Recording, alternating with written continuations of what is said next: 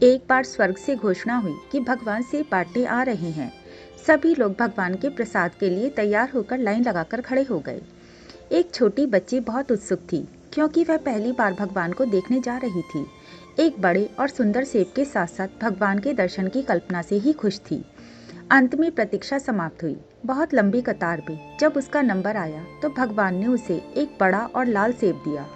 लेकिन जैसे ही उसने सेब पकड़कर लाइन से बाहर निकली, उसका सेब हाथ से छूटकर कीचड़ में गिर गया। बच्ची उदास हो गई। अब उसे दोबारा से लाइन में लगना पड़ेगा। दूसरी लाइन पहली लाइन से भी लंबी थी, लेकिन कोई और रास्ता नहीं था। सब लोग ईमानदारी से अपनी अपनी बारी से सेब लेकर जा रहे थे। अंततः वह बच्ची फिर से लाइन में लगी और अपनी बारी की प्रतीक्षा करने लगी। आधी कतार को सेब मिलने के बाद सेब खत्म होने लगे। अब तो बच्ची बहुत उदास हो गई।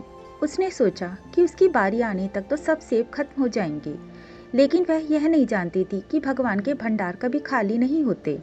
जब तक उसकी बारी आई तो और भी नए सेब आ गए। भगवान तो अंतर्यामी होते हैं, बच्ची के मन की बात जान गए। उन्होंने इस बार बच्ची को सेब देकर कहा कि पिछली बार वाला सेब एक तरफ से सड़ चुका था, तुम्हारे लिए सही नहीं था, इसलिए मैंने ही उसे तुम्हारे हाथों से गिरवा दिया था। दूसरी तरफ लंबी कतार में तुम्हें इसलिए लगाया क्योंकि नए सेब अभी पेड़ों पर थे, उनके आने में समय बाकी था, इसीलिए तुम्हें अधिक प्रतीक्षा करनी पड़ी। ये सब अधिक लाल, सुंदर और तुम्हारे लिए उपयुक्त हैं। भगवान की बात सुनकर बच्ची संतुष्ट हो गई। दोस्तों, इसी प्रकार यदि आपके किसी काम में विलंब हो रहा है तो उसे भगवान की इच्छा मानकर स्वीकार करें। भगवान अपने बच्चों को वही देंगे जो उनके लिए उत्तम होगा। ईमानदारी से अपनी बारी की प्रतीक्षा करने में ही सबकी भलाई है। जय जय श्री राधे।